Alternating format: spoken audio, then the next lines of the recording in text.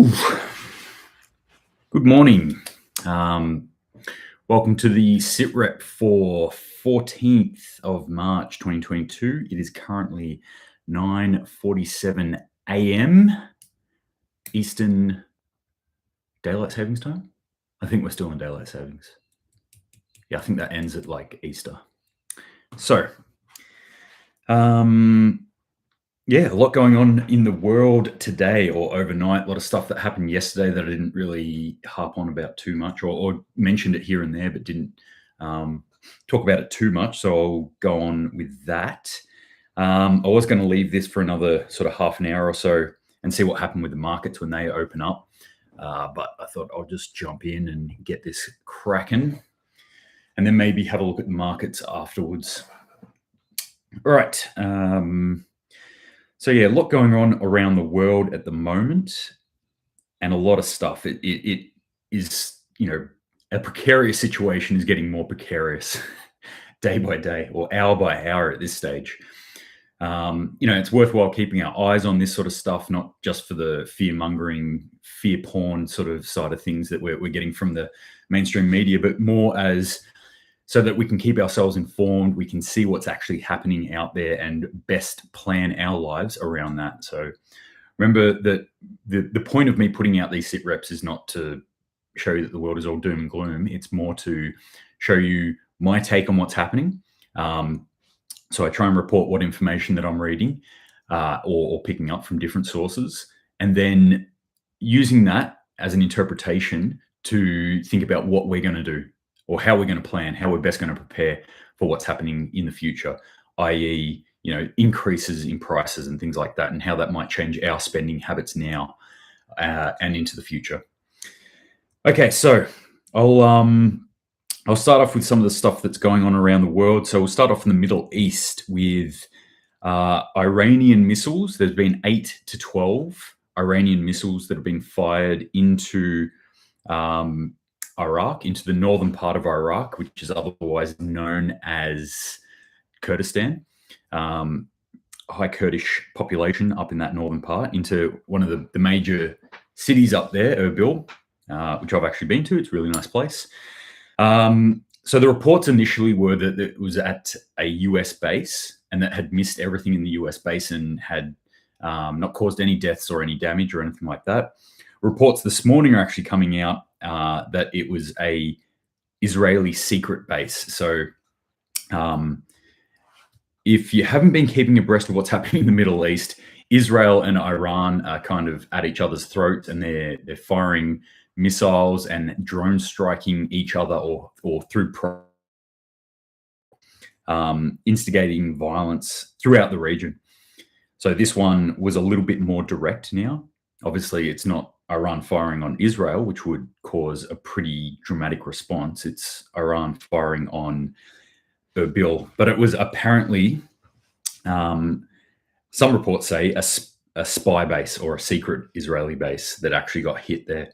And that was in response to Israeli killing 2, I think, Iran soldiers. So that's going on, and that's obviously increasing tensions there. And we'll see Israel to increase their apologies about that. I think there was some sort of glitch in the matrix on the Instagrams. Okay, so what else is happening in the world?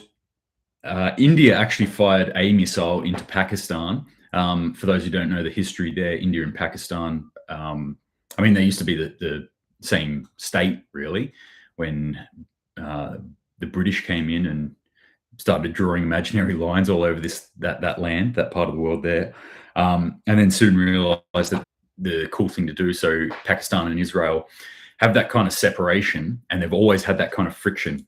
So especially around where their two borders meet, around the Kashmir region, they both claim that region. And so there's always been a lot of tension there, which most people probably wouldn't blink an eye at, but they're both nuclear states. They both have nuclear weapons. So that makes it a bit more serious. So anything that happens there is a little bit more serious. So India fired a missile into Pakistan and then came back and said that was an accident. It's like, whoops, my finger slipped. I'm not sure exactly what happened there, or how you can get away with calling that an accident. Um, but obviously not a cool thing for them to have happen there. What we're looking at here is this sort of increase in world conflicts, what's actually happening. And that's what I'm trying to illustrate here, that we've got this Middle East stuff going on. We've got this India-Pakistan stuff going on. And this next one as well, Georgia and NATO are going to do joint military exercises, which is super interesting time for them to obviously do joint military exercises. For those who don't know, I'm not talking about Georgia in the United States of America. I'm talking about Georgia, the country, which sits just south of Russia, and have had beef with Russia over the last 5 or 10 years. I mean, for a long time, but in particular, the last 5 or 10 years. So that's interesting that NATO is kind of like sliding into there and going, hey, we're just doing some joint military exercises over here now. So you're looking at the other side of Turkey. Get a map out, have a look where it is. You'll figure it out. But it's interesting how, if you actually look at the map and where that's actually setting up, then it looks a bit like, we need to get a bit closer into Russia here and move our forces around. And there has been rumblings about Georgia wanting to join NATO / join UN, which is really odd because, EU, not UN, EU, because they're not really European. I'd say they're Asian, like Asian continent, not geographically located in the European continent. And China. So China's just come out. Their defense minister's just come out and said the China reunification will happen, i.e., we're going to take Taiwan. And it was basically a warning. It was saying, hey, we're going to do this in the kind of language that says that isn't exactly that. They're not saying we're going to do this. They're saying China reunification will happen. Taiwan is part of China. Read between the lines here. And that if anybody gets involved, there will be severe consequences for them. So they're sort of throwing the gauntlet down there. They've been doing this for a little while now, kind of starting to flag that they're going to go into Taiwan and take Taiwan, and putting that warning out to everyone. So they're kind of paving the ground through their words at the moment to head in there. So yeah, there's a lot of stuff going on in the world at the moment. Let's dive back into the Ukrainian conflict. One of the big things that's come out is Russia has apparently, well, this is reports from the Ukraine side of house, that they've wiped a town. So it was a town, I can't remember the name of it, but it's over in the east, in the Donbass region, in that contested region, of about 20,000 people that got evacuated, and Russia heavily bombarded it, and then the pro-Russian forces there went in and took the city. So they said, yeah, we've taken the city. And from the Ukraine side, they said they've actually leveled the city. Like, that city is no longer there. They've totally destroyed it. So that's interesting. Over on the other side of the country, there has been sirens and an attack just outside of Lviv, or Liev, or Lviv, or I'm not sure how it's pronounced exactly. Any people who can actually pronounce that, let me know how it's said. But it's that major city that is on the western side of Ukraine, and it's where a lot the foreign embassies and things like that were in Kiev actually moved to. So they moved over to there, so they had an easier escape out to Poland. And apparently there's been fighting around there and shelling around there. So that's something to look out for, because there's a lot of rumors. I haven't seen any confirmed reports yet, but there's a lot of rumors that there are Russian and even Belarusian forces starting to amass along that border with Poland. And that's a big deal, because if it spills into Poland, obviously that immediately kicks in NATO into that Article 5, and then we have World War, essentially. So if that fighting continues on that sort of trajectory heading out there, that's a pretty big deal for us all, because that's going to instigate a whole heap of other stuff. I've said this like a million times before, but if NATO gets dragged in, Article 5, so Poland gets attacked. Article 5 states that any country within the NATO treaty that gets attacked, every single other country within that treaty has to act as if they've been attacked too. So they all get dragged into it. And if they all get dragged into it, all their allies will be asked to come into it as well. Australia and New Zealand being an ally of the US and UK to a certain extent as well. But that's something that could pull us into a conflict that's not necessarily in our backyard. And looking at that fact that China's looking at that reunification that is kind of more in our backyard, that's kind of a big deal. Okay, so things that are happening outside of the beating of war drums. Russia has actually asked China officially now for help, military and financial help. So they've had a huge amount of their financial resources frozen throughout the world, and now they're asking China to help, which then is kind of putting China in this situation, because China's got US on the other side saying, do not help them. You're already doing too much. Stop what you're doing. Don't go any further, or there will be consequences. So US is warning China. Russia's asking for China's help. There's a few countries out there that are kind of playing both sides, Venezuela being one of them. So Venezuela is very much in kind of line with Russia, or in league with Russia, might be a way to put it. And they've just agreed that they will, in principle, start sending oil to the US. So they're kind of, they're rubbing their hands going like, this is excellent. We help these guys. We get money off these guys. It's all good. So it'll be interesting when push comes to shove, like what's actually going to happen there. US is like what it appears to be. On top of that too, you can track things like flights and tankers and things like that. That another 2 tankers actually left from the Russian side of house heading towards the US. So oil tankers, after they said like, no, we're done. We're not going to get any more oil from Russia. It looks like, maybe just a little bit more oil. Just a little bit more. Just a tiny little bit more oil, please.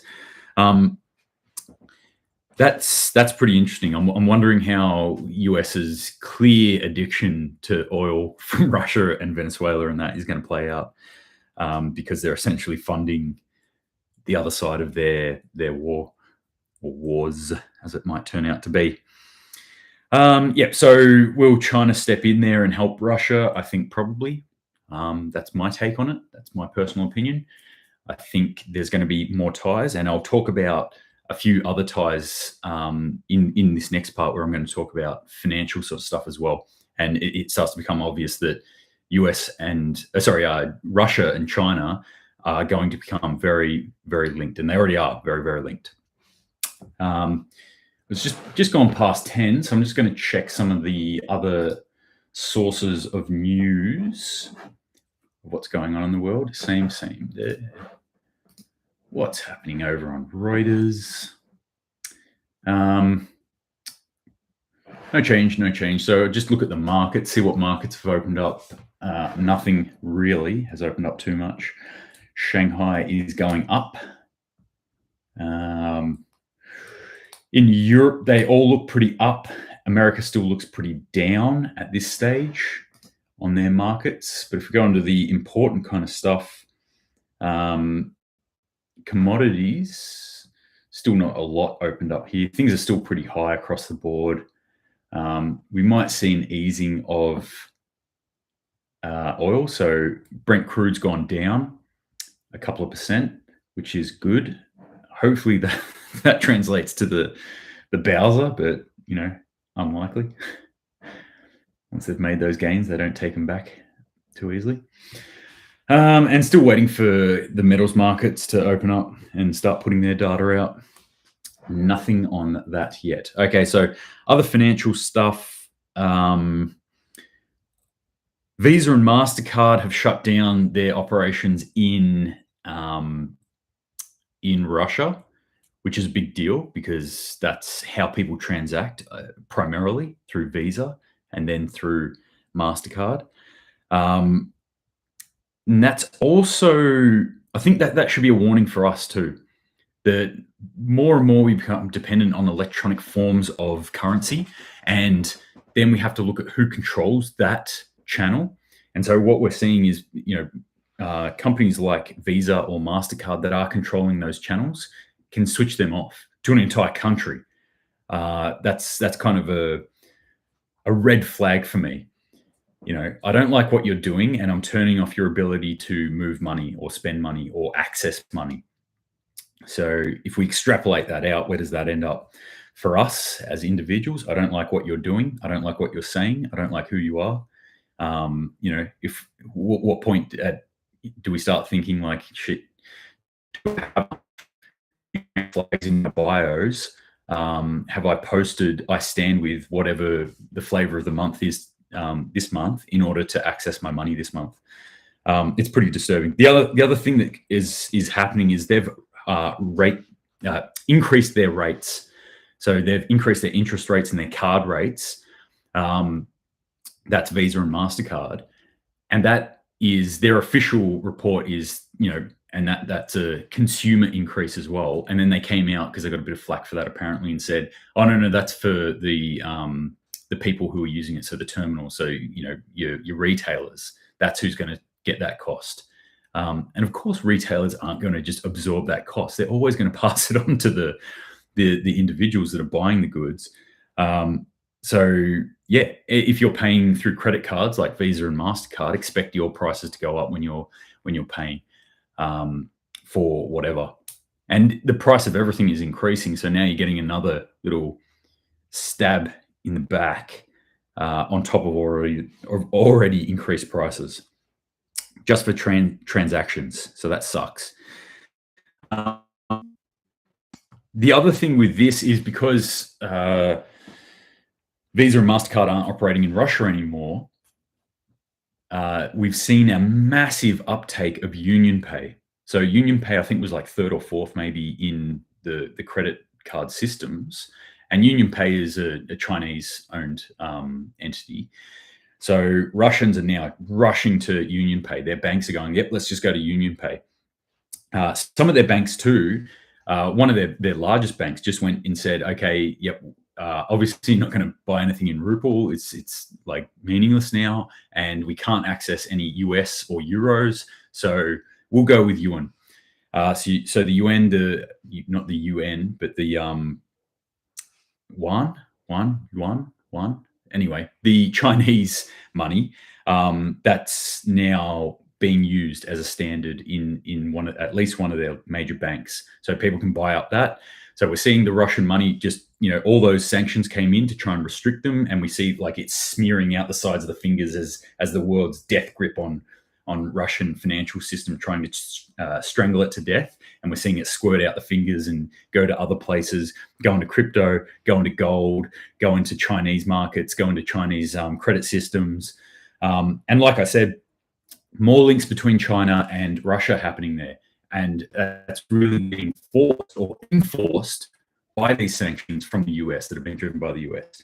So it's a really interesting situation that's happening here, that we're really, by enforcing these sort of sanctions, we're really increasing an alternative system here where we're giving power to this other system because people have to. They don't have any other choice now. So that's something to keep an eye on as well. Other stuff coming out of China too. They've had.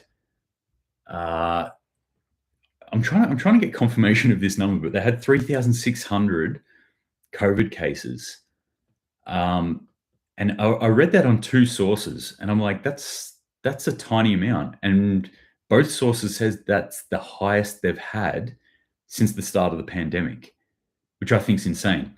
That's tiny. Anyway, they then locked down 17 million people because of that. 17 million people got locked down in China because of those 3,600 cases. 17 million people. What do we got in Australia at the moment? Like 28 maybe. So, at the height of our lockdowns, that amount of people were locked down, but how long did that take to sort of come in and get instigated? They did it, and this is just on one or two cities, by the way, and they did it overnight as well. Other thing that came out of China, which I thought was interesting, is that they're reporting that there is a huge increase in cyber attacks from China against Russia. So China is reporting that there are cyber attacks from China against Russia. That caught my eye. I'm like, wait a minute, why is China reporting that they're attacking Russia? And why are they attacking Russia?